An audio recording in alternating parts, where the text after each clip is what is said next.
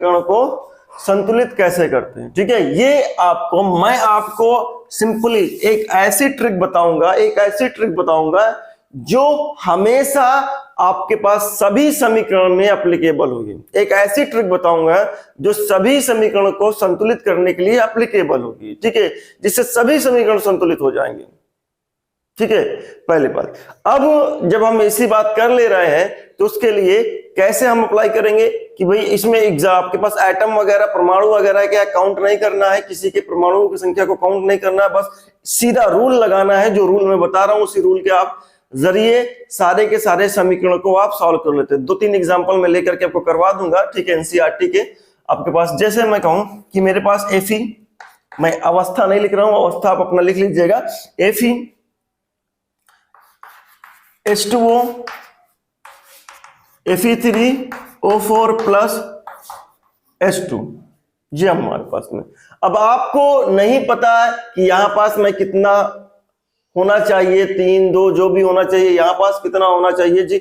जो भी आप गुणा करेंगे वो अभिकारक में हो चाहे उत्पाद में हो, वो क्या नाम है, परमाणु या यौगिक के सामने से ही गुणा होगा, पीछे से गुणा नहीं होगा। जो भी गुणा करेंगे, जो भी संख्या को मल्टीप्लाई करेंगे, वो यौगिक या फिर परमाणुओं के सामने से गुणा ही किया जाएगा, सामने से गुणा किया। जब गुणा आप कर देंगे किसी परमाणु या किसी यौगिक में, तो उसके प्रत्येक परमाणु, अगर यौगिक में किसी यौगिक में गुणा करते हैं सामने से, तो वो संख्या यौगिक के प्रत्येक परमाणुओं के साथ में गुणा होती है। ये आप ध्यान रखिएगा। ठीक है, जैसे मैं यहां पास अगर जैसे 3 का गुणा किया सपोज दैट, तो ये जो 3 है वो Fe के साथ भी गुणा हुआ, ये जो 3 है वो ऑक्सीजन के साथ भी गुणा हुआ। यानी जो भी गुणा हम सामने से करेंगे वो यौगिक के प्रत्येक परमाणुओं के साथ में गुणा होगा। इतना आप ध्यान रखिएगा। ठीक है,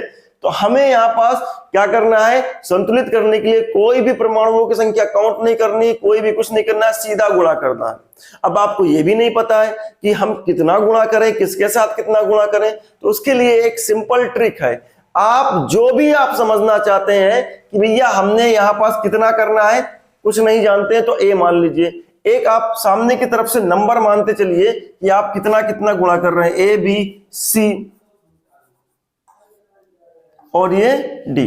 हमने तीनों में सामने से संख्या के रूप में आपने एक न्यूमेरिक संख्या के रूप में सिंपल एक alphabet, simple small letter of the alphabet multiply कर दिया। अब जब आपने मल्टीप्लाई कर दिया तो सिंपली जितना परमाणु इधर होना चाहिए उतना ही परमाणु उधर होना चाहिए।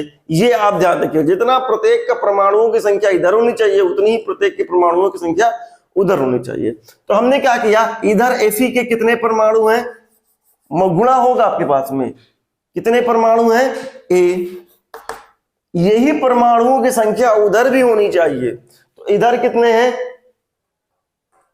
मल्टीप्लाई कर लिए, क्रॉस मल्टीप्लाई होगा कि इसके बीच में जो है आपके पास में परमाणुओं के बीच, परमाणु के बीच में 2 नंबर हैं, तो दोनों का मल्टीप्लाई करेंगे।